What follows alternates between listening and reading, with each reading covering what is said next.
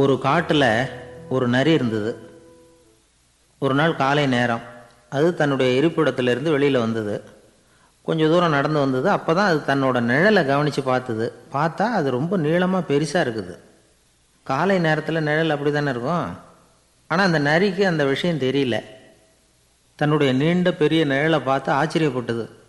ஆஹா, நாம் இவ்வளவு பெருசாக இருக்கிறோம் அப்படின்னா என்னுடைய காலை சாப்பாட்டுக்கு ஒரு யானை இல்லைன்னா ஒரு ஒட்டகம் கிடைச்சாதான் சரியாக இருக்கும் போல இருக்கு அப்படின்னு முடிவு பண்ணிக்கிட்டுது. உடனே ஒரு யானை அல்லது ஒட்டகத்தை தேடி அலைஞ்சுது, எங்கே கிடைக்கும்னு. கிடைக்கவே இல்லை. மத்தியானம் 12 மணி ஆயிட்டுது. பசியோடு அலையுது. இப்போ தன்னோட நிழலை பார்த்தது. அது மத்தியான நிழல் எப்படி இருக்கும், அது ரொம்பவும் குறுகி போய் தெரிஞ்சுது. உடனே அந்த நரி என்ன நினச்சிக்கிட்டு தான் தெரியுமா, காலை ஆகாரம் சாப்பிடாததுனால நம்ம உடம்பு இப்படி அழைச்சி போட்டுதே அப்படின்னு நினச்சிக்கிட்டு தான். கொஞ்ச நேரம் கழித்து மறுபடியும் தன்னுடைய நிழலை பார்க்குது. அது இன்னமும் குறுகி போய் காலடியிலேயே வந்துட்டுது. அதுக்கு பயமாக போயிடுது. ஐயையோ, இன்னும் கொஞ்சம் நேரத்தில் நாம் இறந்துருவோம் போல இருக்க. இப்போ என்ன செய்கிறது? இந்த சமயத்தில் ஒரு எறும்பு கிடைச்சா கூட போதும், அதை நம்ம காலை ஆகாரமாக நினச்சி சாப்பிட்டுள்ளாமே அப்படின்னு நினச்சி தான். நம்முடைய நிழல் கூட நம்மளை மாதிரியே தான் அடிக்கடி மாறிக்கிட்டே தான் இருக்குது. அது எப்பவும் ஒரே மாதிரி இருக்கிறது இல்லை.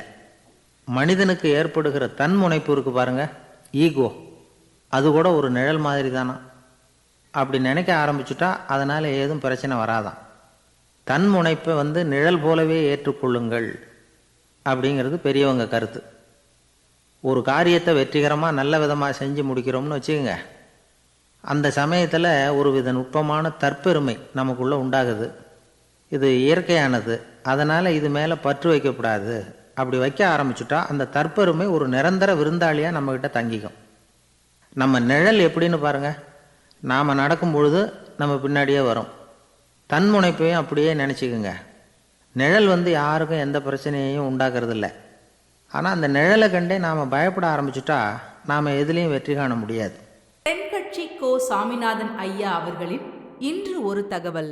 நகைச்சுவை கதைகளை கேட்டு ரசித்தமைக்கு நன்றி.